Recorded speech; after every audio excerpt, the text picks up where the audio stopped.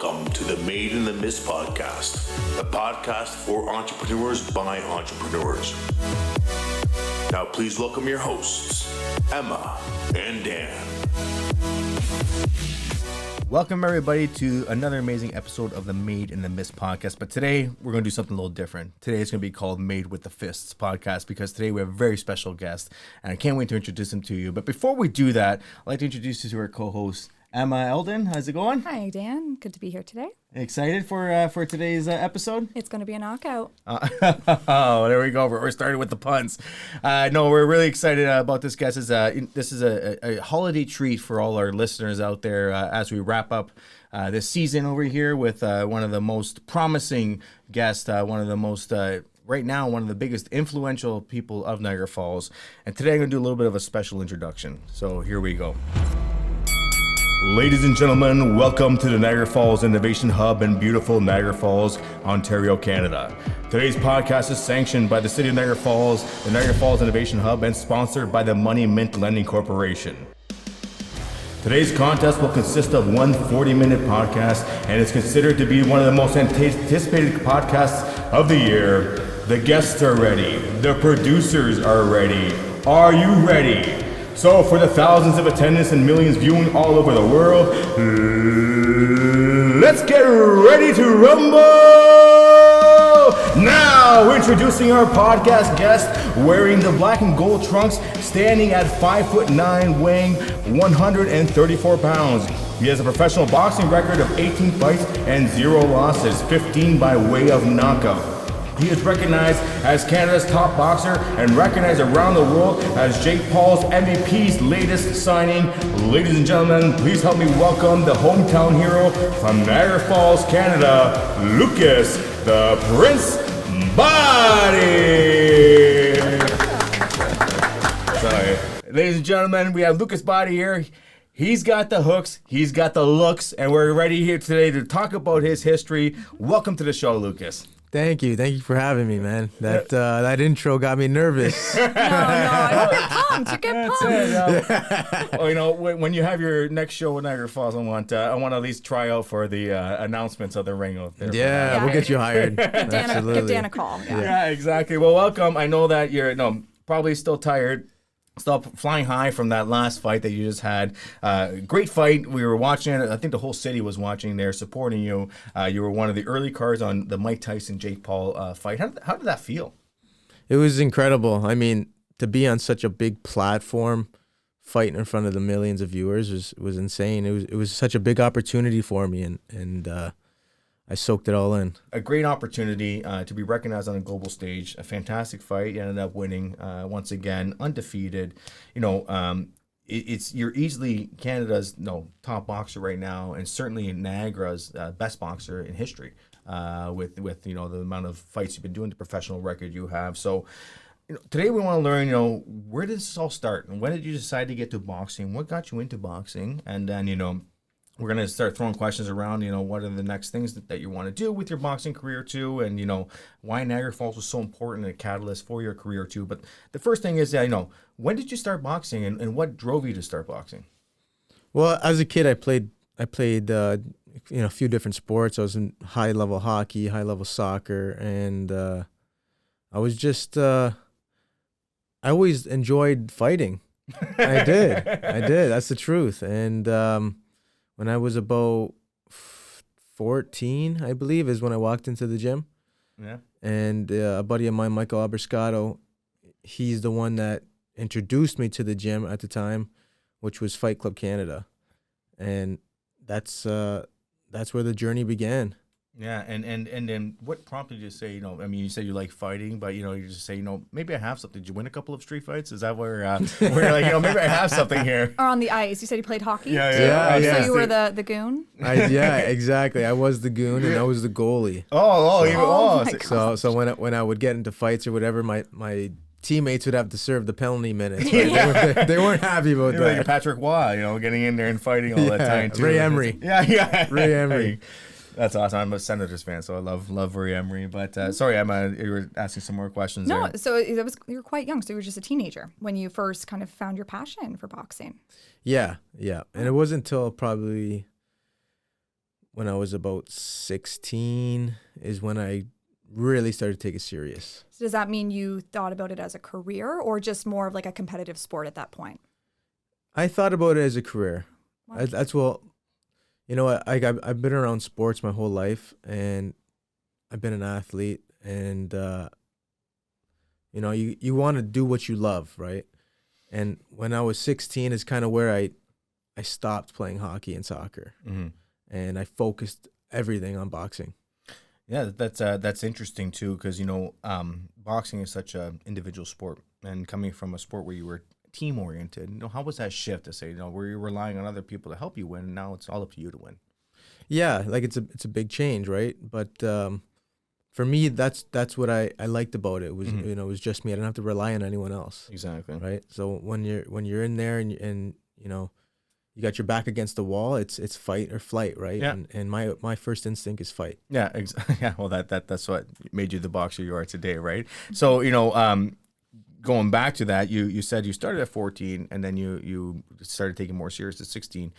When did you know that you were something special, or did somebody tell you to say, hey, this guy's somebody we got to look out for because, you know, he's got a great potential? Yeah, actually, it was when I won my first tournament. And Amateur? As an amateur. Oh, wow. And it was the Brampton Cup at the time. And I remember even like during the tournament, I'm watching like the guys that are in my division fight, and these guys were good. Yeah. And I'm like, oh man, I gotta fight this guy tomorrow. Yeah. Right. And then I end up like beating him easily, and I'm like, oh man, maybe I could do this. Yeah. Like, you know what I mean? So I gave me that confidence. That's fantastic. And then, you know, the Brampton Cup, where do we go from there? You know, you won that. Is that more of an Ontario-wide tournament? Is that more of an international tournament? How big was that tournament? It's like a provincial tournament. Okay. And you know, from there, when you're in the amateurs, it's like, you know, you fight at these like the regional tournaments, I guess you could call them. Yes. And then you go to like provincial tournament, which is like the provincial championships, and top two from there go to nationals. Okay. Right. And then once you're on once you win the nationals, you're a national team, you start traveling the world. Wow. And did you make it to the nationals there? Yeah. So my first year, I lost in the provincial final. Oh. My first year going to provincials, and it's the top two that go to nationals. So I ended up Okay. still going to nationals, and I actually fought the same guy. He's a buddy of mine, Arthur, in the finals at the nationals, and he beat me a decision as well. Oh, no. In the nationals. So my first year, I had the silver medal at the provincials and the nationals, and actually all my buddies that came with me that year, I think they all won gold. Oh, wow. Yeah, like the Lupia brothers and Michael Abriscato. Yeah, okay. And, So Michael, the guy who Dallas, introduced you to the fight, he was still fighting with you. He was a machine back then. Wow. He was a machine. Fantastic. And Dallas Sexton. I think you know what, Dallas I think got a silver as well. So I think me and him got the silvers that year. How did it feel? How did it feel to, you know, because some people may see it as a win. Hey, I made it to this level, but it seems like you saw it as, hey, I gotta do better. You know, I gotta get that gold. You know, you have that. You said you're competitive, right? So did you feel down when you got the silver? Yeah, because you know most of the teammates got the gold, right? Yeah, So, exactly. but for me, it's not that I felt down. It just made me more hungry. Yeah. Right. I was just like, I gotta win. I gotta win. You know what I mean? Absolutely. Well, you know, and no, this podcast is based a lot of entrepreneurships, and you know that's where I kind of relate a lot of the boxing that you do to entrepreneurship. I mean, the fact that you're an entrepreneur yourself and you own your own car dealership, you know, it helps to bring this point up. But you know, when you're down, you know, or when you have a loss, right, you use that as fuel to do better. And is that, you know, it seems like that's what you were using, those, you know, those great losses, because you still made it to those high levels, but you said made you hungrier, made you want to win more. So, you know, I can certainly see how that relates to a lot of entrepreneurs that perhaps don't get the deal that they wanted, don't get the investment that they wanted, but it still fuels them to say, I can do it. I know I got something special here. And that's what it seems like. Yeah, you knew you had something special, right? You rose pretty quick from 14 to be able to fight provincials and 16 for never boxing, right? Would you say that's a quick timeline for most boxers?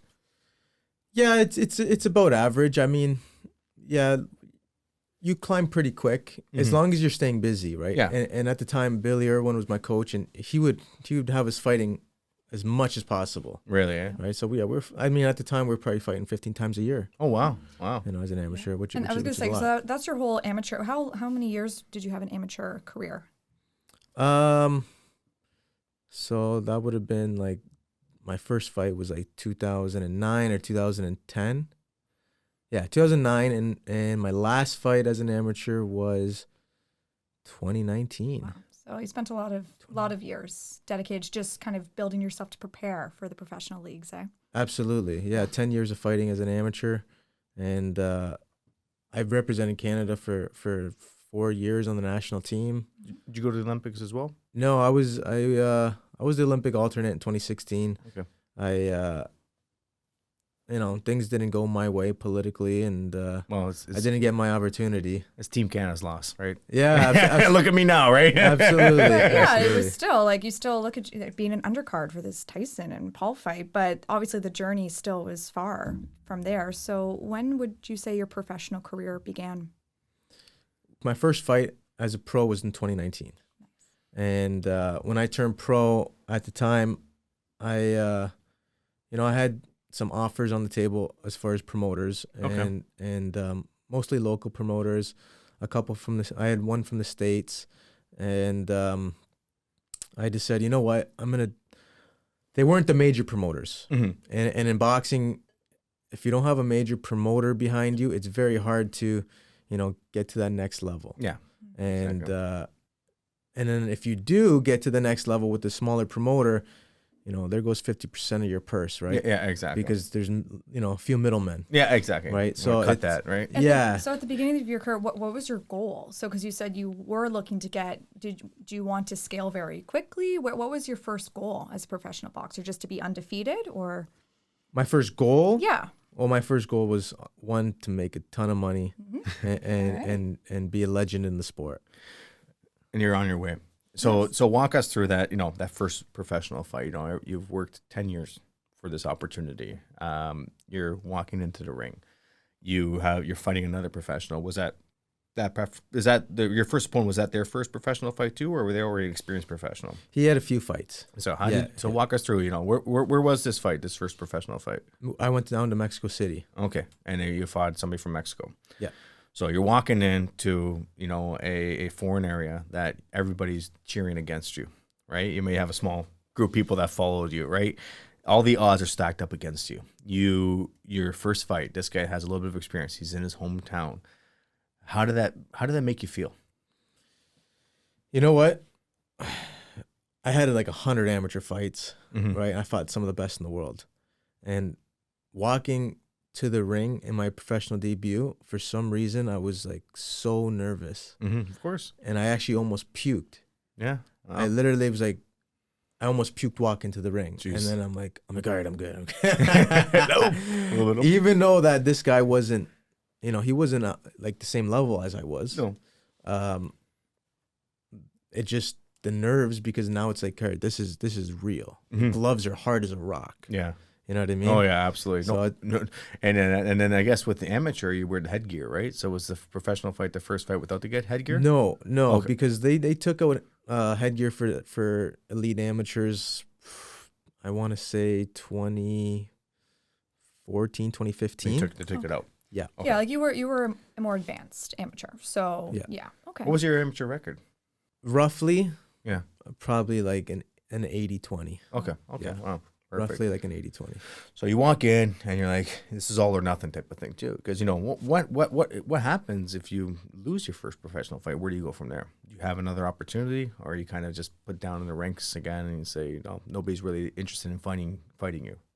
And it's a tough road. Yeah. It's a tough road because at the time I was an unsigned fighter. Mm-hmm. But look, there's been many fighters in the past that they lost their first professional fighter early on in their career, and they moved on to be world champions. Mm-hmm. So it's obviously a lot harder, and it hurts the ego and the confidence. Sure. But there's guys that have done it. So then you had your first fight in Mexico City. What was the result of that fight? Obviously a win. Was it a knockout win? it was a knockout win. It was a second round knockout. How did that feel? Amazing, because it was a great knockout. It was Yeah. a highlight reel knockout. Oh yeah. Yeah. Well, just like your other fight on DAZN. Yeah. That was a highlight reel knockout too. Just boom, popped him. And he fell to the floor. So I bet your coach was very excited for you too. It must have been a very pivotal moment. Yeah, he was because Was that Billy at the time? no, Okay. no. When I turned professional, Gregor? it was with my current coach now, which is Stevie Bailey, Okay. and it was exciting for him because, yeah, he knew I could punch and this and that, but there was still lots to improve on, Mm-hmm. and him as a coach, he gets excited when he sees, things to improve on. 'Cause Yeah, he's yeah. like, okay, there's room for growth. So what would you say your strength is? Is it your power? Speed? Yeah, Yeah. speed, power. My speed is not How's your defense? My defense is great. Yeah. My defense is great. It's hard to hit me with a clean shot. Yeah, exactly. But my timing is one of my best attributes. So yeah, hitting the speed, and people are not expecting it, right? Yeah. And that's trying to relate back to the entrepreneurs. Is that you know what your strengths are, and you say, okay, I know what my strengths are, but I need to bring in this coach to help me improve on stuff that I'm not as strong as. And with a lot of entrepreneurs, that's the same thing. You probably know with your business too. It's like, hey, I'm perhaps good at doing A, but I need support in doing B. And it's so important to have these coaches or mentors in your life to really train you to be your best self. And did you find that, with your coach, you were receiving that mentorship, that training, and you were improving on stuff that you needed to be improved on? Big time. Yeah. Big time. I mean, look, I'm 30 years old. I'm still learning and I'm still improving every day in the gym. That's right. It's unheard of at a guy my age. Mm-hmm. Usually, you hit your peak at, late 20s or I'm double the fighter I was 2 years ago. Absolutely. Right, as far as skill level and IQ and everything. Well, it's funny because, a lot of people don't know this, but, I come from a boxing family. So not a boxer myself. My father was a professional boxer, but he turned pro when he was 32, which is late to turn professional because usually people turn professional mid-20s, right? Yeah. And then by 30, they're, perhaps slowing down their career a little bit too. So it just goes to the testament with hard work and determination, it doesn't matter your age, right? It just matters, how the grit you have, the strength you have to get there.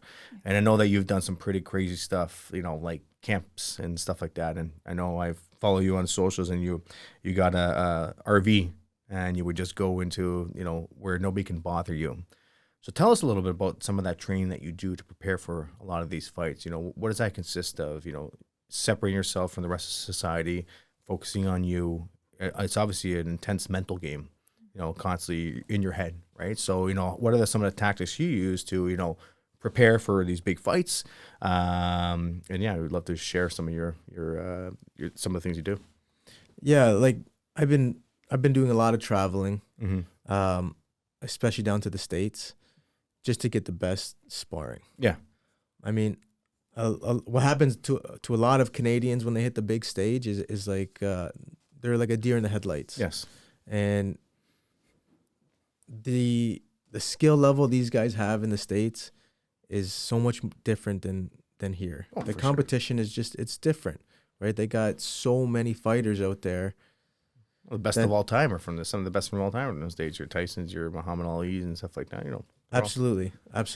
And that's one of the differences that one of the things that I've changed is, I go down to the States all over, whether it's Florida, California, Vegas, Mm-hmm. New York, wherever, and I get the best sparring possible. And it makes such a big difference because, when you hit the big stage and the guy hits you with a razor fast jab, you're not like, oh my gosh, I've never seen this before. Mm-hmm. Yeah, you're used to it. So you go looking for a fight. You actually go looking for a fight for your training and practice. Absolutely. Yeah, and bring on the best, and again, you build that experience up so that when you're faced in front of these people and you do, like you said, you get that jab, it's like, well, I'm used to this. I know what to do. Yeah. And that's fantastic. So just wanted to pass it over to Emma right now because I know she has a lot of questions.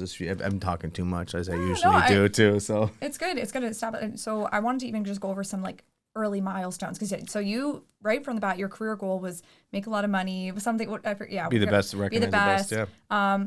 What is that? What is the definition of that? Was that being signed by a major promoter? Was it winning all of your fights, being undefeated?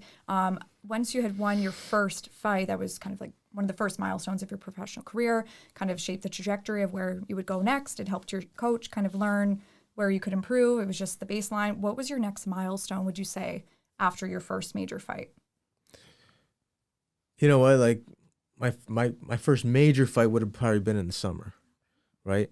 when I took that big step up, I took a big chance fighting like one of the best prospects in the world. That the zone fight. Yeah. Yeah. Yeah, on the Mike Perry, Jake Paul undercard. Yeah. Exactly. And I was a big underdog going into that fight, right? But I took the chance because I said, you know what, this is my time. Mm-hmm. And I felt great. I was like, the timing was just perfect for me. Yes. Based on where I was in my career, you know, my focus, my maturity in the ring, everything. I said, you know, this is it. I'm gonna beat this kid. Mm-hmm. And I pulled off a big upset, and I pulled off one of the best knockouts people have ever seen. Yeah, exactly. Well, there was a knockout of the year as it was to date, right? Yeah, So, right now, they still haven't announced that, Yeah. but I mean, hands down, no one's gonna beat that. Yeah, Like, come no, on. especially because there's not any big fights coming up. Yeah. Anything tuned to. So, that was a huge underdog, and walk through the fight. The first couple of rounds, how were things going? Before the fight, Yeah. we knew that how good this kid was and how talented he was. And where was he from? He's from California. And you never found him in a spar or anything like that? No, he's a young kid. Okay. He's like 20 years old. Yeah, well, there you go. It just goes to show that most people started professional at that young age. Yeah. They peak early in the States. Which is probably, a little bit concerning because you're like, I got 10 years on this guy. And, age results in slower reflexes, age results in slower speed, less power, right? So right off the bat, not only you're an underdog, but you're also, the physical attributes, you're obviously you're a little bit further behind because he's just younger, right? So before the fight, how did that feel? You said this guy's one of the top and up and coming people. How am I going to do against him? Yeah, I mean, the age didn't really make a difference to me other than his maturity. He wouldn't be as mature as I was. No, exactly. Right? And I knew that it was going to be very difficult first half of the fight. Mm-hmm. Just because his speed, his athleticism, he's a great fighter. The kid's an unbelievable fighter. And but I knew later in the fight is going to be my time. And literally that's what my coach put in my head from the second we took that fight. Mm-hmm. You're going to go through war the first half, and Mm-hmm. we are going to get the knockout in the second half. Yeah. And the fight literally went to a T. What we discussed, it was our game plan. Yeah. And people have a hard time believing it, but we literally had the evidence in video. Yeah. Well, it's funny because people don't think that, they think that boxing, your goal is to, hey, let's just try to beat this person up as quick as possible. But no, it's not. There's a lot of strategy behind that sport. And the strategy you guys said is that, no, sit back a little bit. You're going to get hit. You just got to survive those hits, play good defense. And then when it's your time, you'll be able to do it. So it's interesting to hear that, that there is game tape being reviewed, that there is strategy, that you guys are following a game plan, and that does work when you do follow a game plan. So, just trying to relate things back to the entrepreneurship and stuff like that, what are some of the things that you do, not physically, obviously going to the gym and sparring and stuff like that, but what are some things that you do mentally to prepare for fights, to be always on your game, to always be 100%? You know what? It's just you gotta have that mentality that never give up. You know what I mean? Like, for instance, the first half of that fight was even more difficult than I expected. Mm-hmm. I went through like literally war, and you do get those those thoughts in your head, like, am I gonna lose? Yeah, absolutely. But you just got to stay focused, and I just kept pushing, and I had my coach in my ear, right, and he gave me the motivation. The Mickey in your ear, go get him, Rocky. Bro, like it was insane. You have no idea, like the things that I had to surpass mentally, was harder than the physical. No, for sure. Because when you're, like I was getting hit a lot. Those rounds must have felt longer to you then. Those rounds felt very long. Yes. Absolutely. And he was very hard to hit. He was hard to time. And I just didn't give up on myself. I'm like, I'm going to get him. I'm going to get him. And I mean, the commentating wrote me off at that point. Sure. Yeah. They I watched literally the fight. wrote me Yeah. off. It was like, They oh man, literally- it's not going good. It's not going good. Right? Yeah, they were saying how much punishment could he take? Yeah. Exactly. You know, what is the coach gonna save him? Like, what? Yeah. When's the throw referee a towel in waiting? or whatever. Right. Yeah. Wow. And in our heads, we knew, you know, it was gonna be tough. Mm. And when after the 5th round, my coach said to me in the corner, "It's a tough fight. This is the business we're in. Mm-hmm. It's the second half of the fight now. This is your time to shine." Yeah. Exactly. And it lit that fire under my ass again. Yeah. Exactly. You're like, Yeah. You get that feeling. You know, aside from your coach, you know, with a lot of the stuff that you're preparing Codlin for, you know, do you attribute any of that to some other influential people in your life that have really taught you, have carried you along, have trained you, have raised you to be the person you are today? Absolutely. Yeah. Absolutely. The people that surround me and even my coach previously, Yes. Willis, you know, he always put things in my head, right? And they still stick to me to this day. Yeah, perfect. And parents, your parents pretty influential people in your career. Yeah. Big time. Yeah. They're extremely hard workers. And I know your when dad you- too, an yeah. entrepreneur himself, right? yeah, when you see that growing up, Mhm. you know, you get that hard work, you get that work ethic, right? Yes, exactly. Because you see it day in and day out. My dad, you know, working like an animal. Yeah, exactly. And still to this day, right? He doesn't stop. Yeah. And then, you know, apart from the boxing, you know, a lot of people don't know this, but you're also an entrepreneur. You're a business owner. So kind of take us through that journey. When did you decide to open up your business or take over the business? And you know, how's that been going? Great. Yeah. I mean, like, I started selling cars when I was like 16. Yeah. And it was just something fun for me to do. Mm-hmm. You know, like buying and selling has always been something that excites me. You know Yeah, what I mean? exactly. And I ended up opening up the dealership when I was probably 20, 21. Wow. What was that experience like? Well, Scary? I started very small. Yeah. I started very small, you know, just a couple cars. Yeah, exactly. And I worked on my own time when I wasn't training. Yeah. It was just like appointment, and it still is like that. It still is like that. I got more cars, but it's Well, now your car dealership's gonna explode, right? Because people are gonna just go to get a car from you. So Yeah, they wanna now's get your that chance knockout to deal. look at the camera and give the plug for Olympia Motors. if you want that knockout deal, come and see me. Yeah, where are you located? Olympia Motors? Where we at? Montrose Road, Yeah. 4600 Montrose Road. There you go. Awesome. I know I'm gonna be looking for a truck soon and get myself a knockout deal for sure.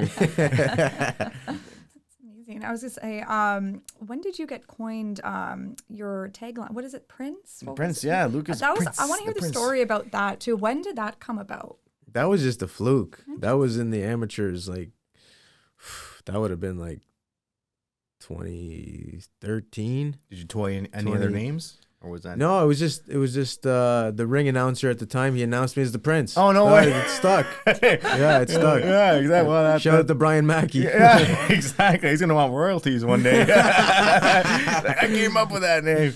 That's fantastic. So, you know, where do we go from here? You know, you're on top of the world right now, and again, I guess we got to get to the biggest part of the show. You know, you just got signed by probably one of the biggest promoters there are right now. You know, it basically him and Oscar De La Hoya are, you know, the biggest promoters right now. Golden Boy, now MVP. So, you know, how did that feel getting signed to one of the biggest brands and labels out there?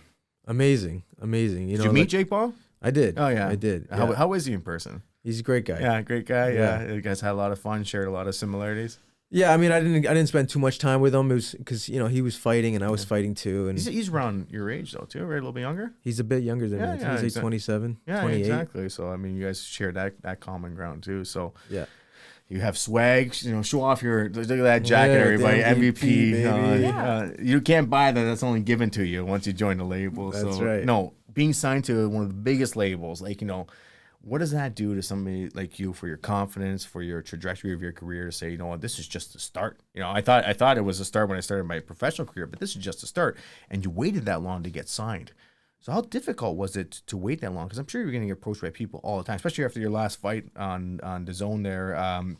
You know, have you been approached by a lot of people? Was it hard to turn down these people? You know, because you're turning down a lot of money and opportunity too, right? Absolutely. After my fight in the summer, that massive knockout, Yeah. then I had lots of offers, Mhm. and I had to pick the not only the best promoter, but the best promoter for me, Mm-hmm. right? Because it's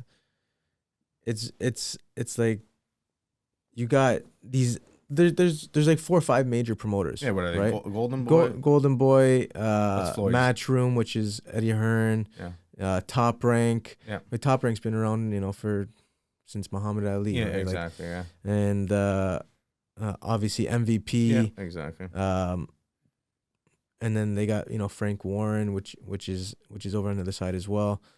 But I was in talks with a few different major promoters, and I felt Jake Paul was the best fit for me, and he's just the guy's a genius. There's no doubt about it. Marketing genius. People could hate all they want. He is an incredible entertainer, incredible at what he does, and good fighter too. Which and is on top of the that. guy could fight. Yeah. People don't want to admit it, but the guy could fight. Well, I mean, starting as a YouTube influencer, then to being one of the best fighters in the world, in such a short time, and probably having no experience in boxing at all. I mean, did he have many amateur fights? No, he never had an amateur background. Yeah. The guy, started from nothing, and he's got as a far chin as like boxing, nobody else, eh? Yeah, he takes a good shot. Yeah, He takes a good I was gonna shot. say, boom, and he improves every time he fights. Yeah, exactly. He improves every time he fights. That's got to be motivating for you because you guys are on the same level, always improving after every fight. Yeah, Absolutely. it sounds like you and him, you have a lot of synergies. Like you're an entrepreneur, so is he. You're both driven. So is that what clicked for you? Is that you have a lot of synergies with him? Your kind of core values all aligned, and what does it kind of look like? What does it mean from here? Yeah, of course, all of that, and it's just his platform is just insane. Yeah, and it brings a lot of different eyeballs other than the normal boxing community. It brings all like the younger generations and his followers from YouTube and wherever else. So it's not only, like I said, like the boxing people, it's everyone else. Well, and boxing's coming back because there was in the 80s and 90s boxing was huge, right? That's where you had your Oscar De La Hoyas, your Tysons and stuff like that, Mayweathers and stuff. And then when the introduction to UFC came out, boxing kind of went down a bit. But now you got some great fighters back there that are consistently fighting, and it's coming back, and you're a big part of that. And and I don't think you realize the influence you have on the younger generation to see like, hey, Lucas did it. Maybe I have a chance. Maybe I have the opportunity to be a boxer, and especially for the city of Niagara Falls, such an iconic city in the world. But now, an iconic fighter from an iconic city, it goes hand in hand. So, how much of your success do you attribute to being in Niagara Falls, and the lifestyle of people from Niagara Falls and the opportunity in Niagara Falls? Obviously, it's such a supportive mayor. Probably one of your biggest fans out there, Jim Diodati, always talking about you. What do you attribute to growing up in Niagara Falls and being a hub for success? You know what? Like Niagara Falls is such an incredible city. As far as the tourism, as far as the support.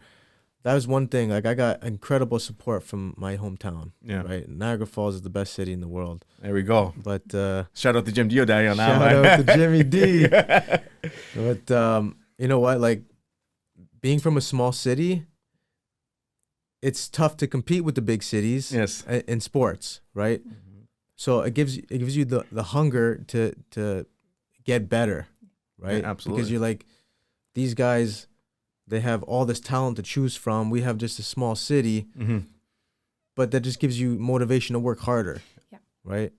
Yeah. And that's something that I got from Niagara Falls. Yeah. It was almost like the opportunity was there if you wanted it, grabbed it, and you sound like you're the right person, that you had all of those, like all the mental math, even though, these other cities might have more resources, more coaches, more other sparring partners maybe to practice against, but you didn't let any of those obstacles get in your way. You stayed loyal to Niagara and stayed in Niagara. And do you have your family here still in Niagara? And are you raising your family in Niagara too? Yeah. That's amazing. Absolutely. Yeah. Yeah, and it's just finishing building a house, right? Yep. And that's fantastic. So you're just working your way up, right?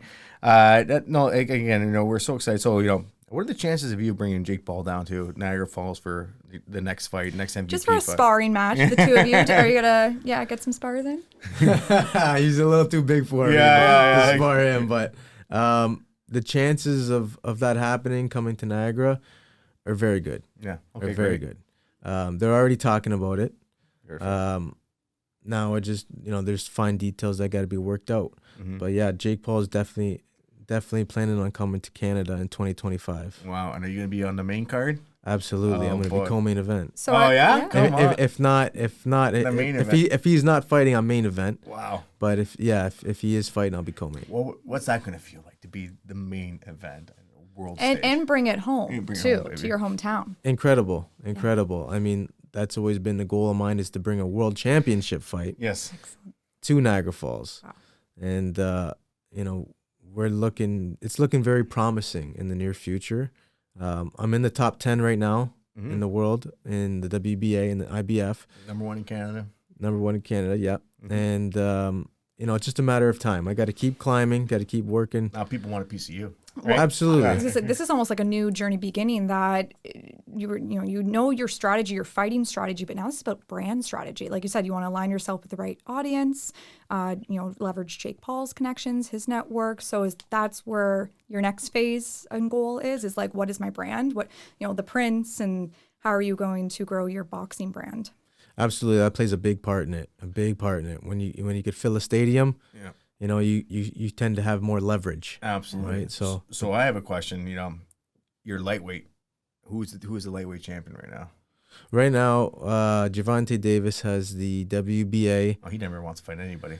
He's always running away from fights. Yeah, he's right? always running. Yeah, That's it. When we chase him down, We call him out I'm right kicking now. his door in. Yeah, that's it. In Niagara Absolutely. Falls. I'm going to do it up in Niagara Falls. That's Canada the plan. versus U.S. Boom, let's go. So, we always end the last couple of podcasts, I'm saying that, if you had to choose your top 5 things that you do that you can relate to any entrepreneur, any up-and-coming athlete, what are some of the things that you do, and perhaps on a daily basis, that make you the person you are today? The top 5 things. Or give us a couple. You don't have to be top 5. But like some of the things that you do as part of routine, as part of your strategy, as part of your goals to make you the person you are today, and the elite athlete, the elite entrepreneur, and elite person that you are today. I mean, for me, is the things I do on a daily basis revolve around boxing, right? My sleeping, my training. How many hours are you doing? Minimum 8. Minimum 8. Okay. Yeah. Wow. What time is bedtime? Oh, I'm in bed at like 9:30, 10. Wow. Yeah. And up at? Whenever I get up. I don't set no alarm. I was Okay. gonna say 8 hours. You need your solid 8 hours. Yeah, I don't set my alarm because that's my recovery. Yes. And when you're training hard, Yeah. I mean, look, I'm usually up at 7:00. Yeah. But you got a kid too. Yeah. Whether you want to be up or not, you're getting up at 7:00 if you're lucky, right? Yeah, exactly. So sleep is probably number 1 for Yeah, you. sleep's huge, man, because if you're not recovering properly, you're not going to have the best training session the next day. You're going to look like me with these bags under my eyes. But sleep, eat, training, Yeah. and just resting and things you're doing in between training. Like you can't be doing like heavy labor in between trainings, and you want to keep everything simple, because if you start directing your energy a different way, it's going to steer you off, right? So, and on that training, is there any mental training that you do? Do you do meditation? Do you do visualization? What do you do on the mental, the cognitive side to prepare yourself for training, or prepare yourself for fights? that I do, closer to the fight. Okay. I don't really do it far from On a the daily fight. basis. Yeah. No. But Reflecting, do you ever reflect a lot on playing the game tape in your head? Say, I should have done that better, or maybe I missed this opportunity and stuff like that. yeah, for sure. Yeah. And I do a lot of studying, like as far as video. No, so film Yeah. watching and stuff like that too. Yep, I do tons of that. Whether it's my own film Yeah. or my opponent's film, I do both. Right.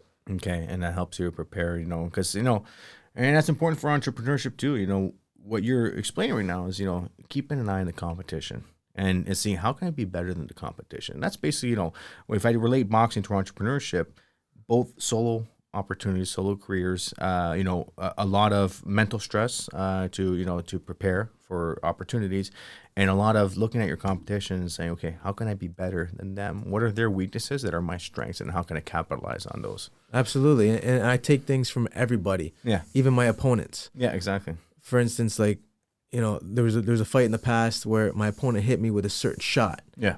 And I said, that was a nice shot. I went back, I watched the tape, I seen what he did, Yeah.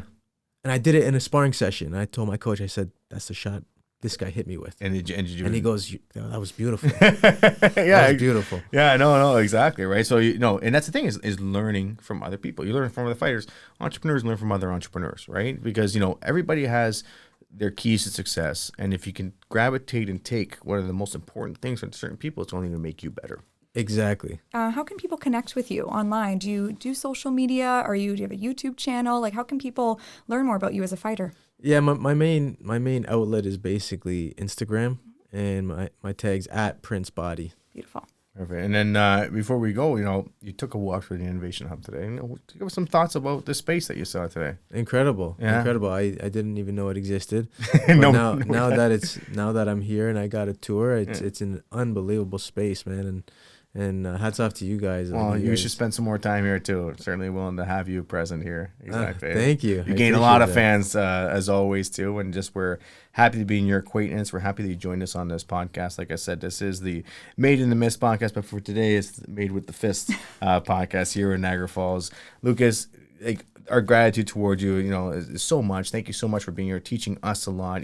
We all look up to you. We all want you to represent not only the city but also the country too. We know you're going to do great things, and we know that you're a Niagara boy for life, and we know that you're gonna you started here and you're gonna end everything here too, and you're gonna bring everything home. So excited to follow you, and we're, like I said, we'll be your biggest fans. So thank you once again for joining us. Thank you very much. Appreciate you guys. And then Emma, where can people find this episode of the podcast? Right before the holidays, actually. So, Made in the Fist, Made in the Mist. It's the Made in the Mist podcast, of course, by the Niagara Falls Innovation Hub. We stream on YouTube, we stream on Spotify and Apple Podcasts as well.